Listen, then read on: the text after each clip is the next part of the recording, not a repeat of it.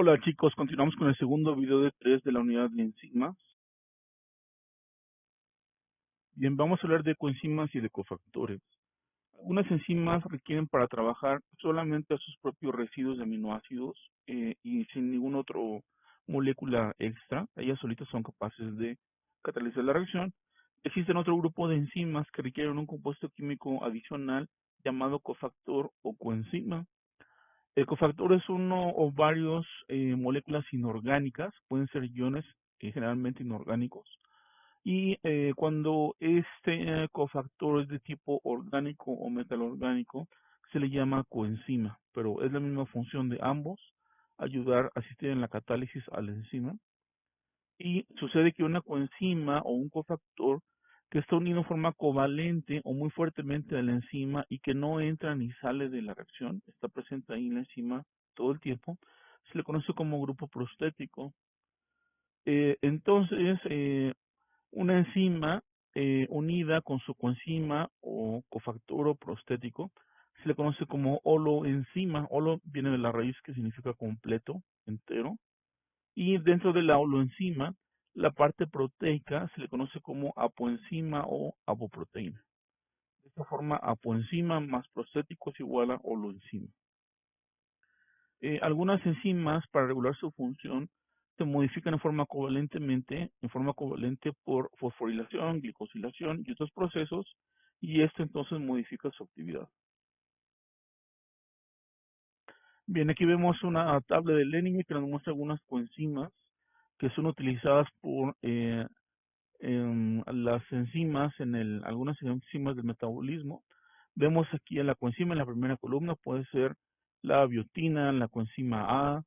La biotina, recuerden, transporta grupos de un solo carbono, CO2, y el precursor es la biotina y la coenzima se llama biocitina. La coenzima ayuda en la transferencia de grupos a acilo y el precursor en la dieta es el ácido pantoténico. La cobalamina o 5-desoxiadenosilcobalamina ayuda en reacción de transferencia de átomos de hidrógeno y de grupos alquilo, y su precursor es la vitamina B12. Entonces, todos estos son ejemplos de coenzimas, son moléculas orgánicas. La mayoría de ellas son vitaminas. Hablamos aquí principalmente de vitaminas hidrosolubles. Bien, por ejemplo, la biotina, dijimos, participa en reacciones donde se transfiere un carbono en forma de CO2, incluso como bicarbonato. Vemos aquí un ejemplo donde el piruvato se convierte en oxaloacetato. El piruvato tiene 3 carbonos, oxaloacetato, que es un metabolito de Krebs, tiene 4 carbonos. Entonces, este carboxilo que está aquí es el que se le agrega por parte de la enzima que se llama piruvato carboxilasa. Esta enzima utiliza biotina como coenzima.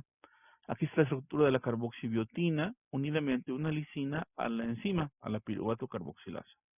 La biotina está activada, ya tiene aquí el grupo carboxilo, el CO2 que entra como sustrato. Entonces ya está cargada aquí la enzima, lista para funcionar. Viene la reacción, entonces la biotina cede a este grupo carboxilo, queda solamente como biotina, y se transfiere al piruvato para formar oxaloacetato. Esta reacción utiliza ATP para poder cargar de nuevo a la biotina y formar carboxibiotina y que se repita la reacción. Este es un ejemplo de cómo actúa la coenzima dentro del sitio activo de esta enzima. Bien, aquí vemos en esta otra tabla algunos elementos que son cofactores, por lo tanto estos son de tipo inorgánicos. Vemos aquí al cobre, hierro, potasio, manganeso, magnesio, molibdeno, etcétera. Y estas son las enzimas específicas que lo utilizan. Entonces, es la misma función que las coenzimas, pero estos son cofactores. Bien, vamos a ver un ejemplo de una reacción catalizada por una enzima que es la enolasa. La enolasa es la novena enzima de glucólisis, la penúltima, y la reacción que cataliza es esta que se muestra aquí. Es una reacción de condensación, donde el 2-fosfoglicerato se transforma en fosfenolpiruvato.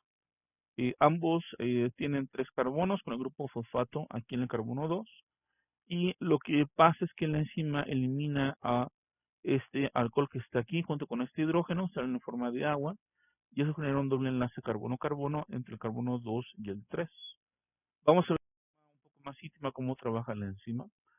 Aquí tenemos el sitio activo de la enzima. La enzima está representada en azul. Es la hendidura catalítica.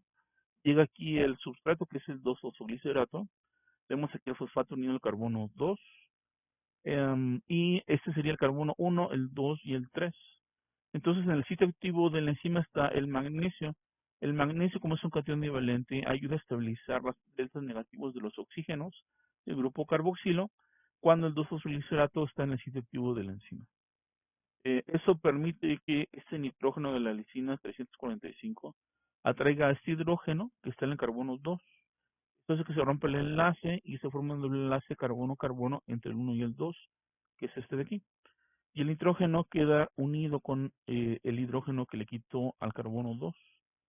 Una vez que está aquí este doble enlace entre carbono 1 y 2, viene una transferencia de un electrón representado por esta flecha azul entre carbono 2 y el 3. Esto se facilita porque este alcohol que está en el carbono 3 se une a el glutamato 211 que está aquí, es atraído por este residuo dentro de la enzima, y entonces se desprende el alcohol de este carbono, se rompe este enlace covalente entre el oxígeno y el carbono, y eso estabiliza el doble enlace, pero ahora entre el carbono 2 y el 3, como vemos en el producto, que es el fosfanol piruvato. De esta forma, en esta reacción de condensación, este alcohol más este hidrógeno salen en forma de agua y tenemos ya la formación del producto, que es este que está aquí.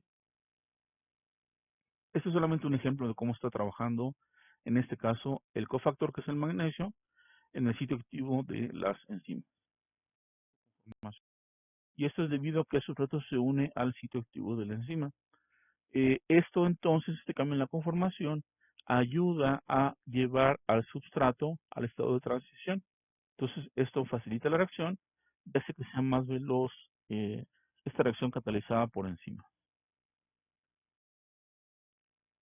En algunos casos, las enzimas se sintetizan en forma inactiva, debido a que un fragmento de la propia enzima bloquea el acceso del substrato al sitio activo. Eso se conoce como simógenos con C o con Z. Entonces, este simógeno tiene que cortarse por una proteasa para formar ya a la enzima activa. Y sucede que muchas proteasas del tubo digestivo funcionan de esta manera. La quimotripsina proviene del quimiotripsinógeno, este es el simógeno, el quimiotripsinógeno. La tripsina proviene del tripsinógeno, que es su simógeno. Entonces, mediante una reacción de proteólisis, estos precursores o simógenos forman ya sus versiones activas, que son estas proteasas.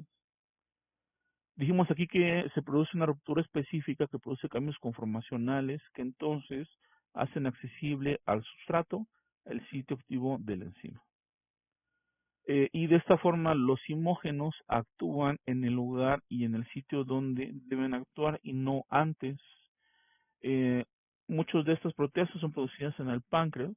De esta forma el páncreas se asegura que las proteasas que genera no se destruyan en el mismo tejido que las producen y que se activen hasta el momento donde se requieren. Aquí vemos un ejemplo donde el tripsinógeno, que es el simógeno, forma a la tripsina, que es la forma activa de la proteasa, y eso es catalizado por una enzima que se llama enteropeptidasa, que se produce en el duodeno.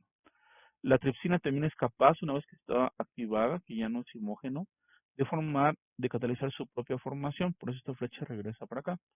La tripsina es una serina-proteasa que rompe enlaces peptídicos entre el grupo carboxilo y amino, después de aminoácidos de lisina y de arginina.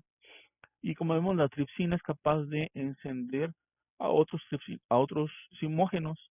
Por ejemplo, la tripsina corta al quimotripsinógeno para formar quimotripsina, a la prolactasa para formar elastasa, a la procarboxipeptidasa para formar carboxipeptidasa y la prolipasa para formar lipasa. Entonces, la tripsina está encendiendo a muchos más simógenos y esto favorece la activación de todas estas enzimas para la degradación de los nutrientes en el tubo digestivo. Bien, las enzimas se pueden clasificar en tres grandes grupos. Comenzamos con las isoenzimas. Las isoenzimas son variantes de la enzima, pero que están codificadas en genes distintos y de esta forma se pueden expresar una u otra variante en tejidos distintos. Como ejemplo tenemos a la lactato deshidrogenasa o LDH. Sucede que la LDH tiene dos isoenzimas, la subunidad H y la subunidad M.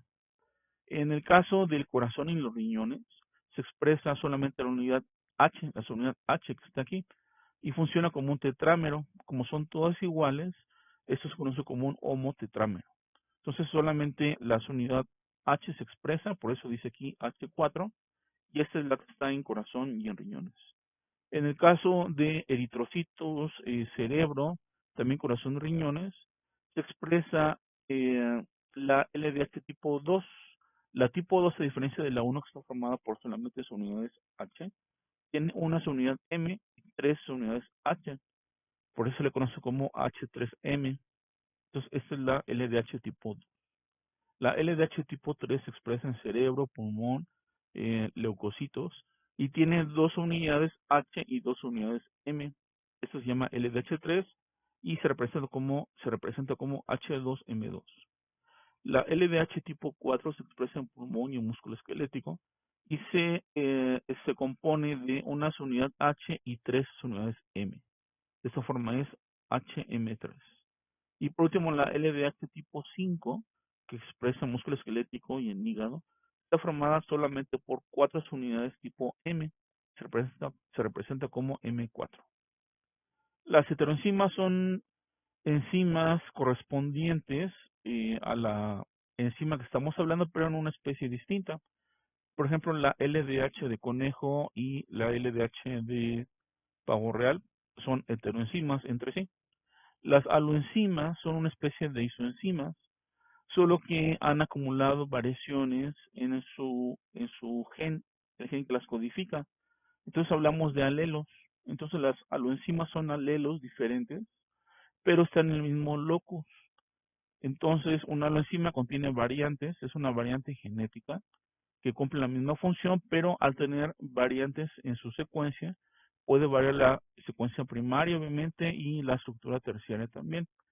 Las aloenzimas se han utilizado, no son muchos los ejemplos, se han utilizado más bien como marcadores para reloj evolutivo, para saber qué tan alejadas están a nivel evolutivo dos especies entre sí. Bien, las enzimas se pueden dividir también de acuerdo al origen. Hablamos de las enzimas que están en plasma. Por ejemplo, las enzimas específicas de plasma, que solamente están presentes ahí, son la protrombina, plasminógeno, ceruloplasmina, lipoproteína lipasa, pseudocolina estacasa, y las enzimas que se secretan son enzimas de secreción, son como el componente exocrino del páncreas, la amilasa pancreática, salival, fosfatasa prostática, pepsinógeno, y las enzimas intracelulares pueden participar en vías que son comunes para los tejidos o en vías organoespecíficas. Las comunes en las vías principales son la LDH, la MDH, glisoteosfosfato deshidrogenasa, difosfoctaldolasa, estas enzimas que son transaminasas en hígado, o las organoespecíficas como son las enzimas del ciclo de la urea que se lleva a cabo en hígado, glucosa disfosfatasa, etcétera, son ejemplos de enzimas celulares. Bien, en esta imagen vemos, esto es de Leninger, algunas modificaciones covalentes que permiten regular la actividad de las enzimas. Por ejemplo, aquí tenemos la enzima sin fosfato y aquí está la enzima fosforilada. Entonces, la enzima que lleva a cabo esta reacción es una sinasa. Entonces, las sinasas catalizan las reacciones de fosforilación. Se requiere un ATP para ser la fuente del fosfato. Esta fosforilación característicamente se lleva a cabo en residuos de tirosina, serina, treonina y histidina. Otra modificación covalente es la adenilación. Aquí está la enzima solita, viene un ATP, sale pirofosfato inorgánico y se queda el AMP. Esta es la adenilación, pero ya pegada a la enzima. Y esto sucede en residuos de tirosina en las proteínas. La uridilación es el mismo proceso, pero con UTP. Se pega el UMP a la enzima, esto pasa también en tirosinas. La ADP ribosilación, la metilación, también son modificaciones covalentes que se llevan a cabo en las enzimas para regular su función. La metilación característicamente se lleva a cabo en residuos de glutamato.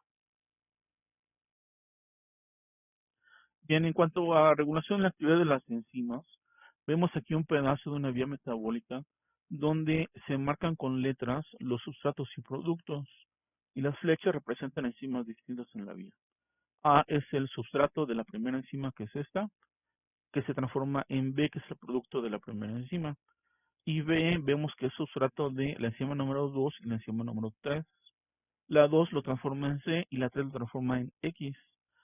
Pasa a Y por esta otra enzima y Y a Z. Y vemos cómo Z es capaz de regular mediante mecanismos alostéricos la enzima que forma X. Este es un ejemplo de regulación negativa. De esa forma la célula se asegura que Z no se acumule demasiado en la célula si no se está utilizando. ¿Por qué es importante esto? Porque a lo mejor esta enzima que está aquí o esta que está aquí utilizan ATPs en el proceso. Entonces, si no se requiere producir Z en ese momento, no necesitamos invertir energía en este proceso. Regulación alostérica. Vemos que este tipo de regulación es muy común. Aquí vemos partes de unas vías de metabolismo de aminoácidos. Repito, cada flecha es una enzima distinta. Por ejemplo, el aspartato en la parte de arriba es reconocido por 3 enzimas distintas y se forma aspartilfosfato. Viene otra enzima con este intermediario, otra más acá. Y a partir de la homoserina se divide en dos la vía. Una parte de la vía forma metionina y otra forma isoleucina. Pero vemos que estos metabolitos, estos aminoácidos, regresan, este rectángulo rojo indica inhibición, y de esta forma se aseguran de inhibir a enzimas previas en la vía metabólica para evitar que estos aminoácidos se acumulen dentro de la célula si no se están utilizando. Vemos que hay muchos puntos de regulación, todos estos son regulaciones negativas, donde el sistema se asegura de que no estén produciendo aminoácidos en exceso. Y en cuanto a los reguladores positivos, es exactamente el efecto contrario. Una enzima que no tiene este regulador está en forma inactiva. ¿Por qué? Porque su estructura terciaria no favorece la entrada del sustrato. Llega la molécula X, este triángulo verde en este ejemplo, se une a este sitio que es el sitio alostérico, habíamos dicho, se induce un cambio en la conformación terciaria y ahora sí la enzima es capaz de reconocer el sustrato y catalizar la reacción. Vemos este escenario donde no hay molécula X, no hay regulador positivo, entonces de 10 enzimas solamente una está trabajando, el 10% está activo. Esto es algo que lo distingue a esta molécula como regulador positivo de una coenzima o de un cofactor. ¿Por qué? Porque la coenzima y el cofactor son indispensables para que la enzima trabaje. En su ausencia no pueden trabajar. Y un regulador alostérico positivo, incluso aunque no esté presente, puede trabajar la enzima. Y dijimos el otro punto que los diferencia de de una coenzima a un cofactor es que el sitio alostérico se encuentra alejado del sitio activo, que es donde se cataliza la reacción. Bien, entonces llega la molécula X y ahora sí el 100% de las enzimas se encuentran trabajando. Este es un regulador alostérico positivo. Bien, vemos aquí quizá la regulación más común en cuanto a las enzimas es la de fosforilación. Dijimos que la fosforilación en las enzimas se llevaba a cabo en residuos de tirosina, serina y treonina. Aquí está la proteína sin grupo fosfato, entonces aquí se encuentra inactiva la enzima. Esa es la regla general. Verán más adelante que hay enzimas que se comportan al contrario. Cuando no tienen fosfato están encendidas y cuando se fosforilan se apagan. Pero en la mayoría de las enzimas que se regulan por fosforilación, si no tienen fosfato están apagadas.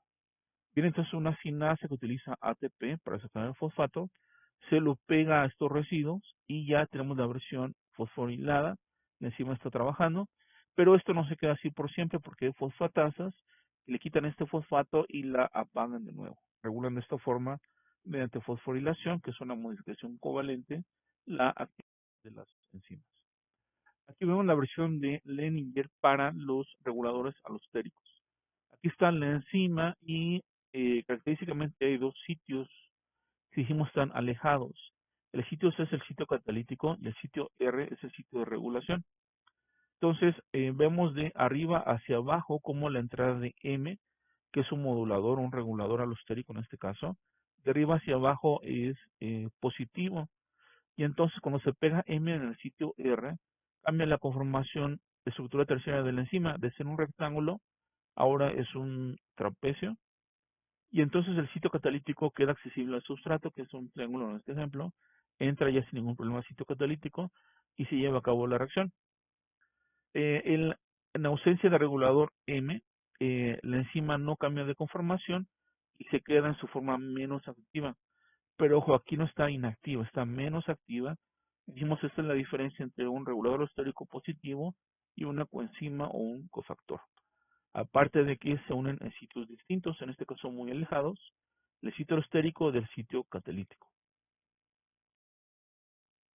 Bien, otro ejemplo de regulación es el que vemos en esta imagen de Albert.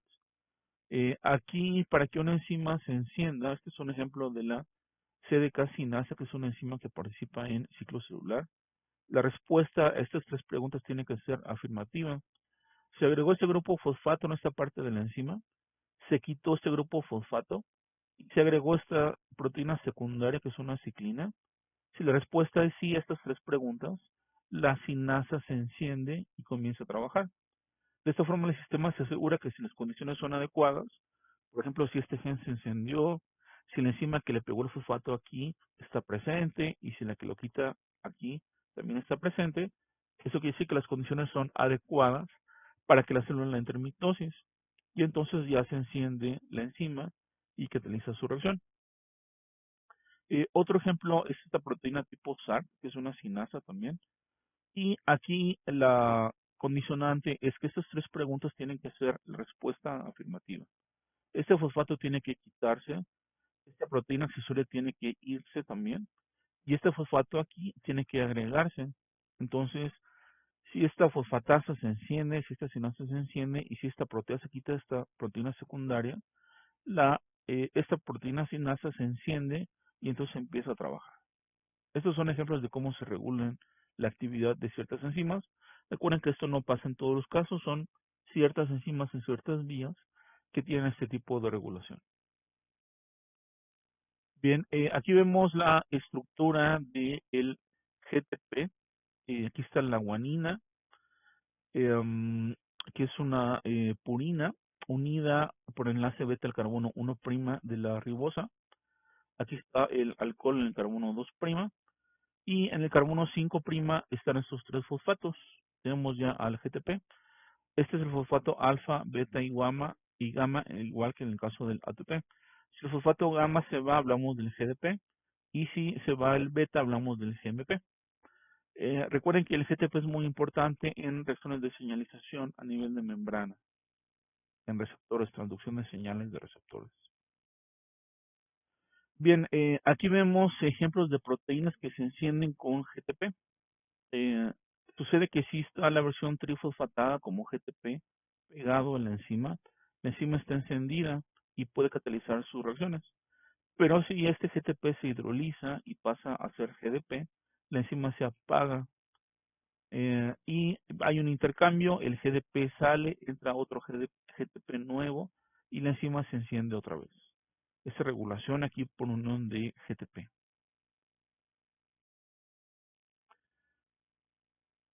Bueno, les decía que en las proteínas G participan en la transducción de señales. En muchos casos están acopladas a receptores de membrana, receptores hormonales que están localizados en membrana. Estos receptores tienen en promedio 7 dominios transmembrana, que son hélices alfas, que atraviesan la bicapa lipídica, y en la parte citosólica están unidas a las proteínas G, que tienen sus unidades como la alfa y beta y gamma. Entonces, en reposo, cuando no hay hormona presente, tenemos GDP unida a estas unidades en la membrana, en el lado citosólico, pero cuando llega la hormona, se une al receptor, se encienden estas proteínas G, y entonces en lugar de tener GDP, tenemos un GTP, y ya tenemos la versión activa de estas enzimas que están unidas y acopladas a estos receptores en membrana. Esto se conoce como receptores acoplados a proteínas GES o GPCR por sus siglas en inglés. Característicamente el receptor tiene citaminos transmembrana y está unido a las proteínas a las unidades alfa, beta, gamma en la parte interna de la membrana plasmática y las hormonas, muchas hormonas de tipo proteica que son las que tienen receptores en membrana, utilizan a estas proteínas G para llevar a cabo su señalización. A su vez, estas proteínas G cuando se activan encienden moléculas como AMP cíclico, que es un segundo mensajero por excelencia, o también encienden IP3 calcio, que es otro segundo mensajero por excelencia a nivel hormonal. Bien, vamos a hablar de cómo se lleva a cabo la catálisis en la enzima. Primero recuerden que la reacción de catálisis se lleva a cabo en el sitio activo de la enzima y esto necesita que se una el sustrato de la enzima mediante interacciones altamente específicas entre ambos. Y hablamos de los aminoácidos que son clave en el sitio activo de la enzima. Hablamos ya del modelo de la llave de la cerradura, y hablamos también del modelo del ajuste inducido. El modelo del ajuste inducido es el que está aceptado actualmente. Y dijimos aquí lo que pasa es que cuando el sustrato se une al sitio activo de la enzima, cambia la estructura terciaria de toda la enzima. Y esto facilita que el sustrato se acerque más al estado de transición. Entonces, este modelo de ajuste inducido, este cambio en la estructura terciaria, permite reducir la energía de activación. Para llegar al estado de transición, se necesita que el sustrato se aproxime y se oriente en la forma exacta y correcta dentro del sitio activo de la enzima.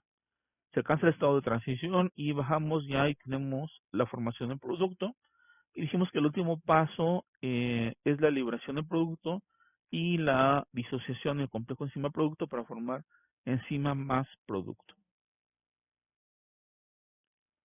Bien, el modelo de la llave y la cerradura implica que el sitio activo de la enzima es altamente específico a las características del sustrato.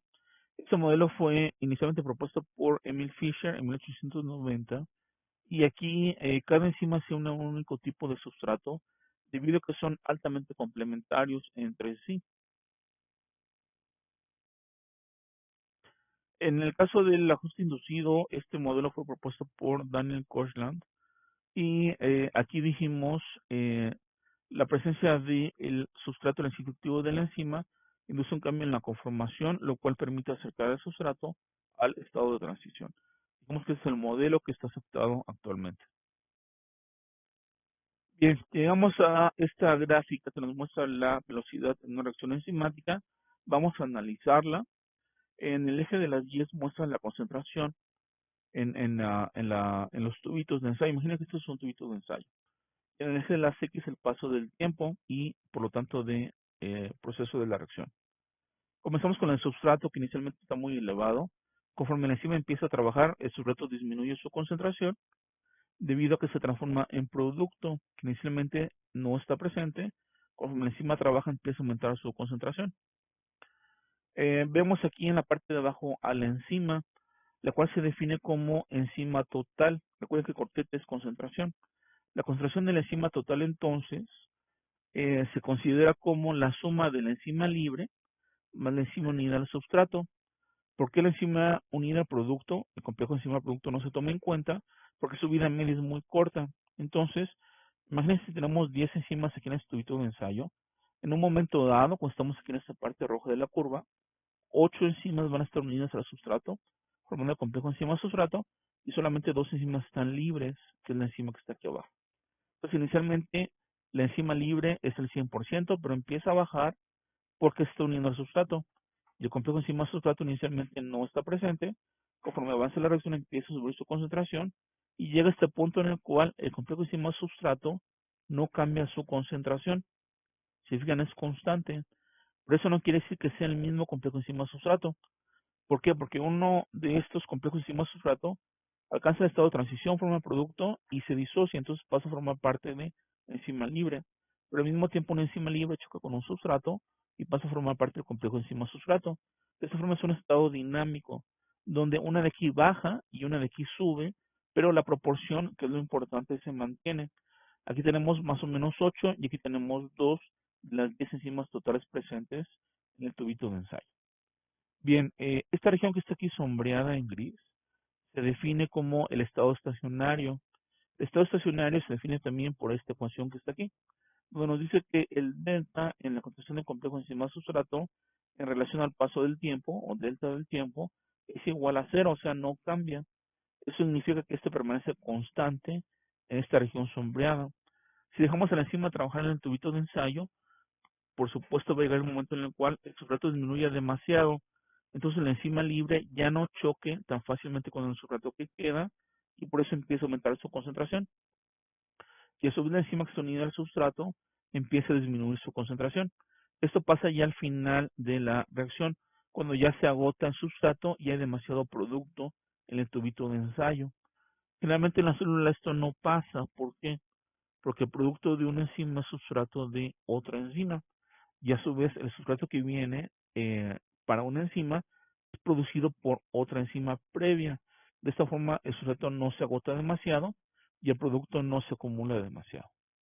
Bien, sucede que las enzimas se estudian mejor en el estado estacionario, porque si la estudias antes o después del estado estacionario, puedes ver cosas raras, ya no se comportan igual. Pero si la estudiamos y tomamos la foto de cómo trabaja la enzima en esta parte de la reacción, nos aseguramos de que trabaja en forma constante y que no varíe tanto la forma como trabaja. Casi siempre en las enzimas se analizan en velocidad inicial. Esto significa que todavía hay mucho sustrato y poquito producto. Estaremos en esta parte de la curva más o menos, velocidad inicial. Por eso vemos más adelante que dice velocidad, se representa como V0 o VI. La VI es de velocidad inicial y repito, es el punto de la curva donde todavía hay mucho producto y mucho sustrato, perdón, y muy poquito producto. Estamos en el estado estacionario y es cuando la enzima se comporta de una forma más constante y no hay variaciones en su comportamiento. En cuanto a la cinética enzimática, recuerden, el primer paso es que la enzima libre se una al sustrato y se forma el complejo enzima-sustrato. Acá es el estado de transición, bajamos y ya tenemos el complejo enzima-producto, pero como su vida media es muy corta, se representa ya este paso como enzima libre más producto. Entonces, estos son los tres pasos principales en la reacción enzimática.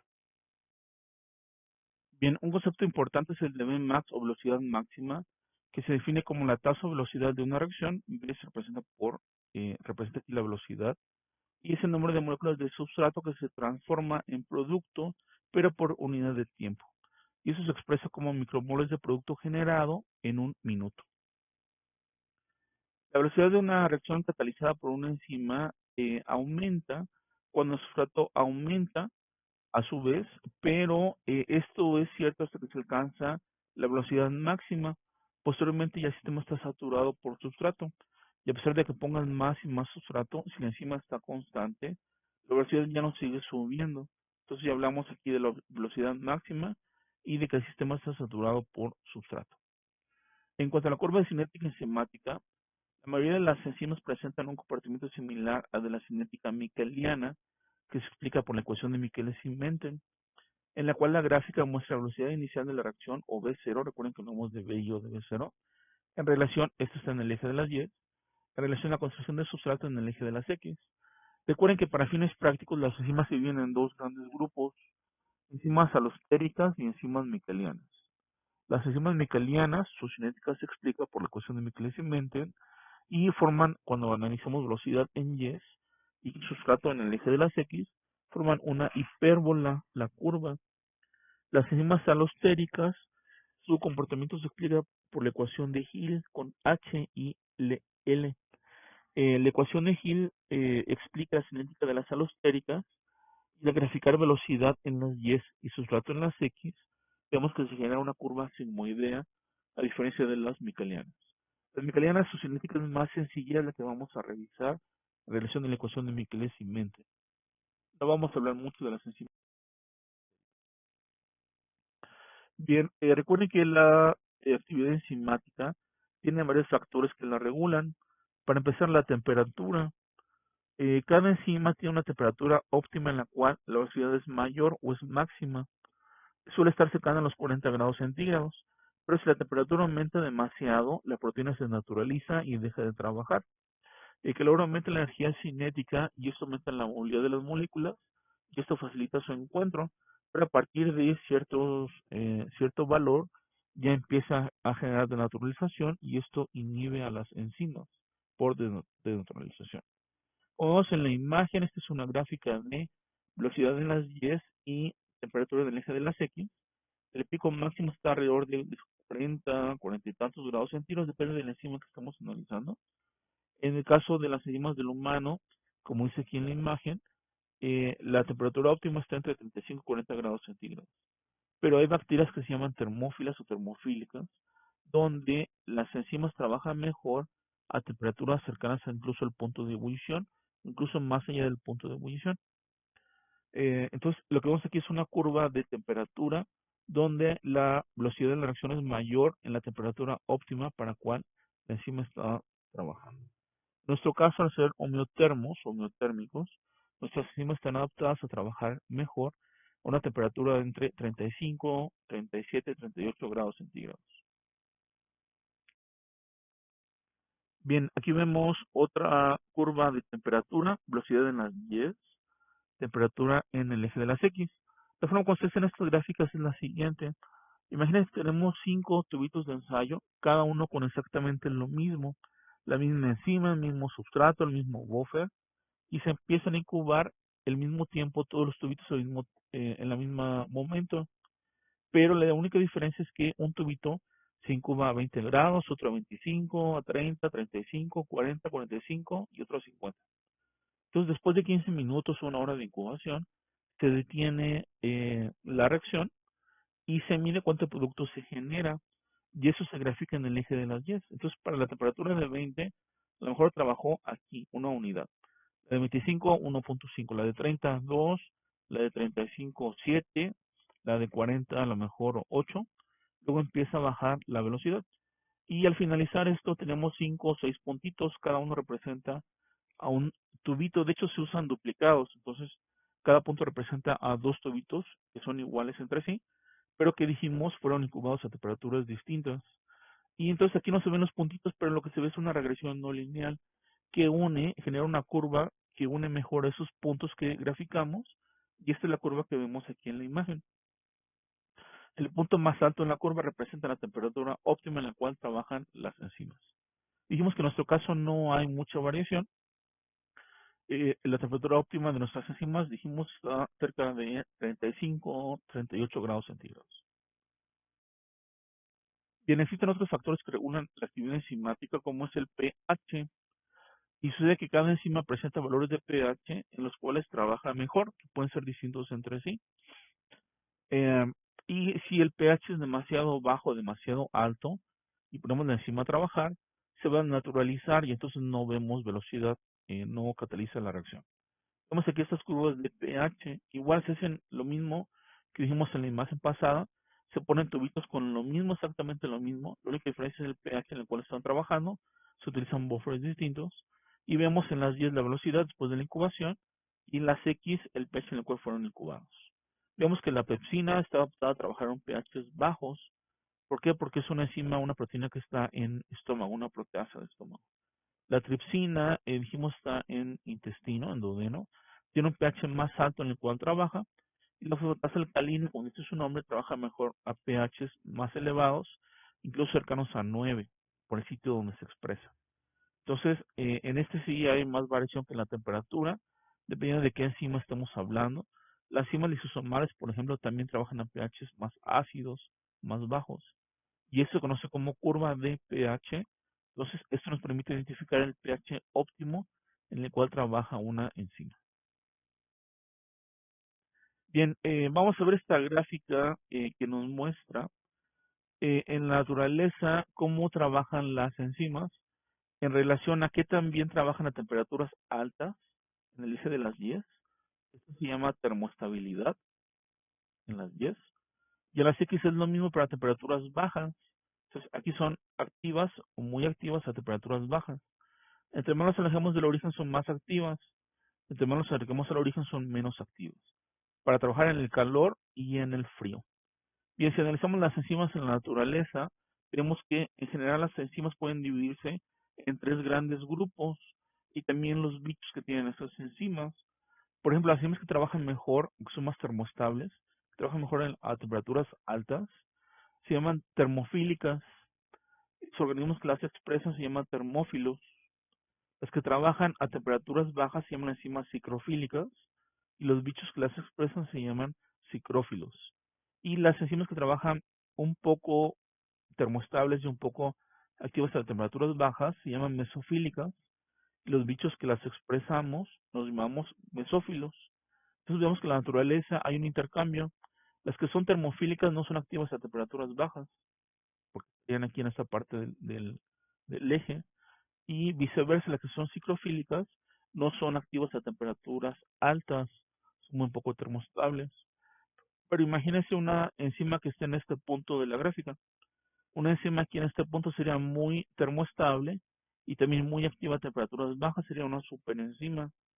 En la naturaleza no vemos eso. Los bichos en la naturaleza, dijimos, los clasificamos en un punto de esta curva que está aquí. Entonces, hablar de una enzima que estuviera acá, hablaremos de una superenzima que sale de lo observado en la naturaleza.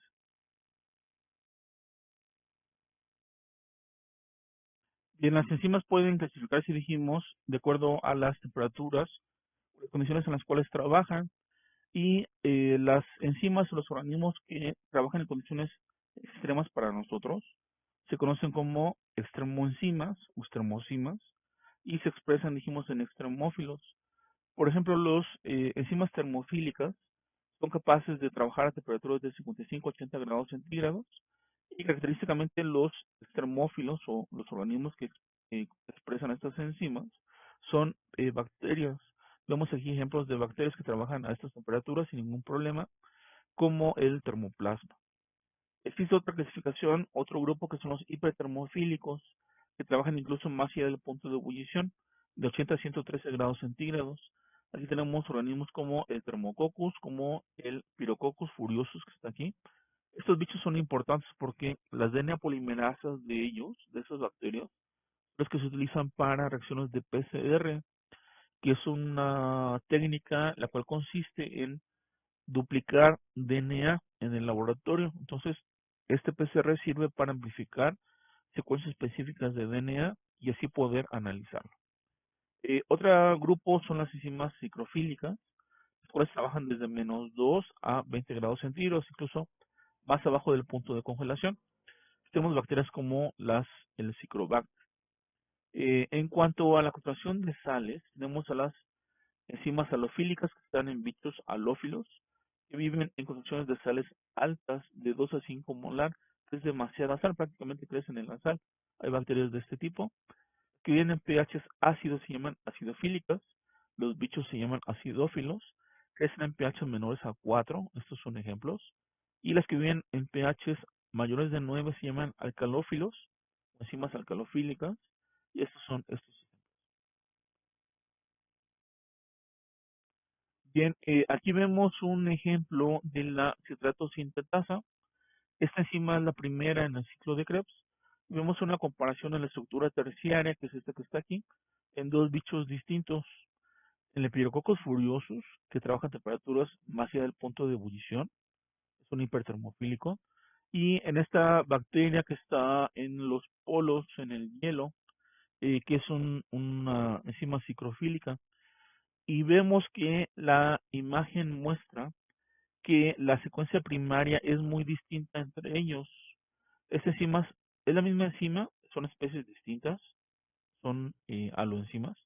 Estas enzimas en especies distintas em, tiene 223 aminoácidos, pero la secuencia primaria no es muy conservada, es variable, no se parecen mucho la secuencia, la enzima A con la enzima B.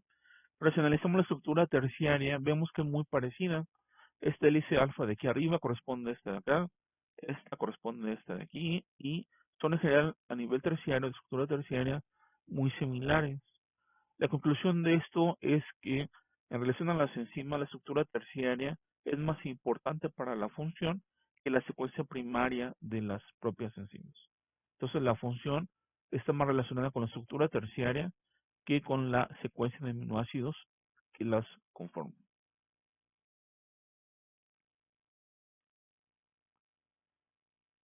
Bien, vamos a hablar de una técnica muy interesante que se llama evolución dirigida. Recuerden de las superenzimas que hablamos que no existen en la naturaleza. una enzima, por ejemplo, que trabaja muy bien a temperaturas altas y temperaturas bajas, pues se puede generar mediante esta técnica que se llama evolución dirigida. Imagínense que se descubrió una bacteria en el Ártico, en el Polo Norte, que es capaz de digerir el petróleo. Se descubrió porque hubo un derrame ahí en el polo y de ahí salió esa bacteria y sucede que degrada los hidrocarburos. Entonces, imagínense, perdón, que hubo un derrame en el lago Maracaibo, en Venezuela, donde la temperatura es muy elevada todo el tiempo y la intención sería utilizar bioremediación. La bioremediación es la utilización de compuestos o seres vivos para disminuir o eliminar la contaminación en un nicho. De esta forma, lo deseable sería que esa bacteria del Ártico que degrada el petróleo trabajara a temperaturas altas y degradara el derrame ahí en el lago en Venezuela. Bien, como esto no pasa, porque si ponemos ese bicho a crecer en el lago, no lo va a hacer, y aparte la enzima no es funcional a temperaturas altas, se toma el gen que expresa para esa enzima en el bicho, imagínense que ya se conoce, y se mete en un plásmido, en una bacteria, en una E. coli. Esta coli se siembra, se multiplica y se siembra en un plato de 96 pozos. Entonces cada pocito tiene la misma colonia de la enzima ahí creciendo. Este plato se somete a una ronda de mutaciones, por ejemplo, mediante radiación ultravioleta tipo C. Esta radiación ultravioleta tipo C introduce mutaciones que son aleatorias en el gen que codifica para esa proteína que les digo, la enzima que degrada al petróleo. Pero no sabemos en qué parte del gen va a caer la mutación, puede ser en cualquier parte. También puede caer en el DNA del E. coli que la contiene, pero como tiene el plásmido que está altamente concentrado en el citosol, la mutación va a caer en ese plásmido que está en el citosol, es lo más seguro. Y entonces, después de esta ronda de mutaciones, vamos a analizar a la bacteria y a ver cómo trabaja a temperaturas altas y a temperaturas bajas. Y entonces a lo mejor vemos que la colonia de este pocito, que sería la F5, trabaja ligeramente mejor a temperaturas altas. Entonces tomamos esta colonia, la multiplicamos, la resembramos en un nuevo plato, hacemos otro ciclo igual, la sometemos a una ronda de mutaciones por radiación ultravioleta y la analizamos de nuevo y vemos que ahora la colonia B2, que es esta, trabajó mejor a temperaturas altas. Entonces la aislamos, la multiplicamos, la sembramos de nuevo en otro plato y hacemos un tercer ciclo. De esta forma vamos haciendo ciclos iterativos. Iterativo quiere decir que depende del resultado, va a ser el siguiente ciclo que siga, la forma como se va a llevar a cabo. Y vemos a lo mejor en esta gráfica qué tan específicas, qué tan activas son encima en el eje de las Y, eso es la temperatura en el eje de las X. Vemos que a lo mejor la primera generación era esta curva verde que está aquí.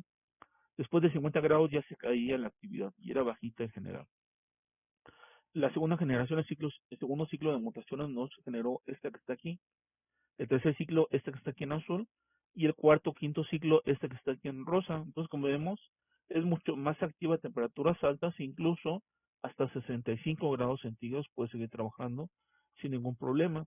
Entonces, aquí estamos logrando que esta enzima, que hace lo que queremos, trabaja en las condiciones que queremos.